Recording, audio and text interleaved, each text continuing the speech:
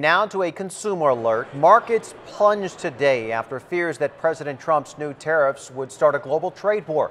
At the end of the day, the Dow dropped 724 points. Our 10 News reporter John Horn is joining us. And John, you spoke to an analyst who says this is just one factor driving that stock market down. Well, that's right. Another big one is that Facebook sell-off in the wake of the Cambridge Analytica scandal. The Dow is now in danger of having its worst March since 2001. Investors were shaky for most of the day until the drop sped up before the closing bell.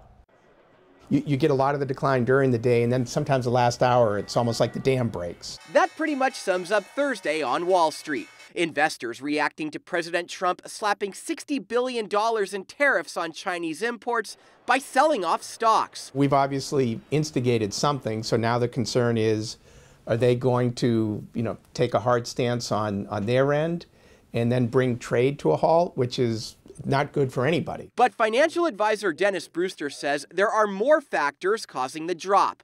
One, Facebook, down 10% this week as the social media giant deals with backlash over Cambridge Analytica's misuse of its data in the 2016 election. When one of those leaders comes down, it tends to drag some of the others with it. The Dow is now down since January 1st and is on pace for its worst March since around the turn of the century.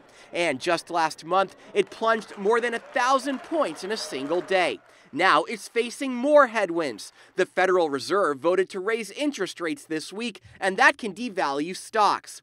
Plus, Brewster says there's still uncertainty over how China will respond to the president's tariffs. Sometimes the rhetoric can be worse than the actual effect, and that's what we'll have to see.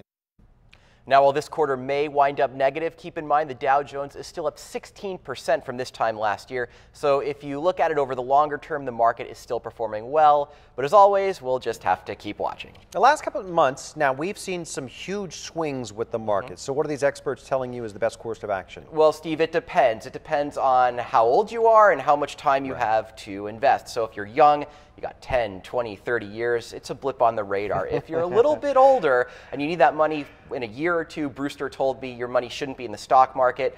That said, there are some mutual funds that get more conservative as you get older, and so that could save some money. Plus, with the interest rates going up, benefits savers, more money in that CD or that savings account, and that's FDIC insured.